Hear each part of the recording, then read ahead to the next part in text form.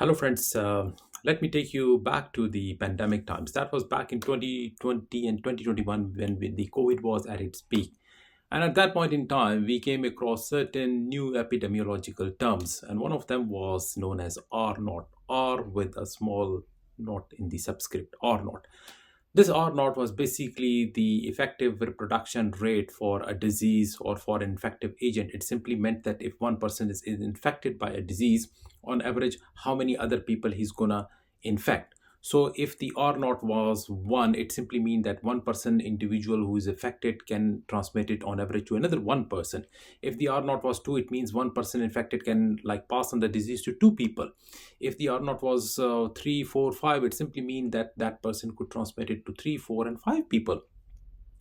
And if the R0 was less than 1, it simply means that if 3 or 4 people are infected at the same time, only one of them would be able to infect it, any other one. So it simply means it was less than 1. So how does this R0 translate into certain other types of epidemiological terms like sporadic, endemic, and epidemic?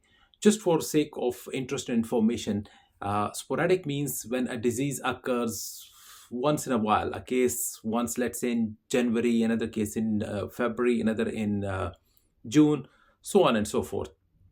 So that is known as sporadic. Endemic means a constant low level presence of the disease. At any given point, there are certain number of people who are infected by that disease that is low, but it's still present. That is endemic. And epidemic means all of a sudden explosion of a number of cases. So all of a sudden, the number of cases becomes more than the average for that community or for that period of the year. Then we call it epidemic. And an epidemic which crosses international borders become an pandemic.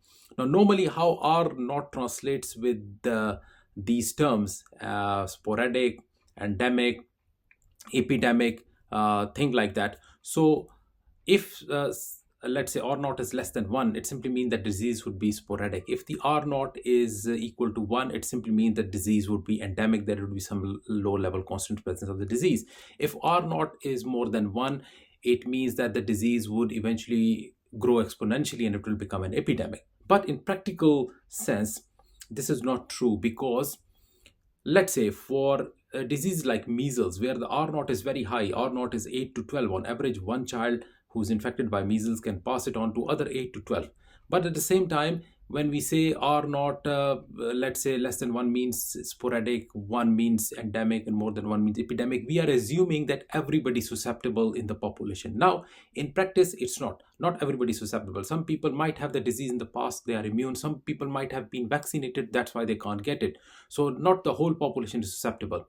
So remember, if there is a lot of population who has been immunized, then even if the R0 is high, the disease would still be endemic. It would not become epidemic. So that one thing you should keep in mind, that R0 higher than 1 does not definitely mean that it's going to be epidemic. It also depends how much is the susceptible population, and if the number of susceptible population is low because of good preventive techniques or because of mass vaccination, good immunization uptake, then even for those diseases which have got a high R0, still they would not become epidemic, and they would, even if they occur, they would occur at an endemic level. So hope you have learned these terms, or maybe if you already knew, your memory is refreshed for these epidemiological terms.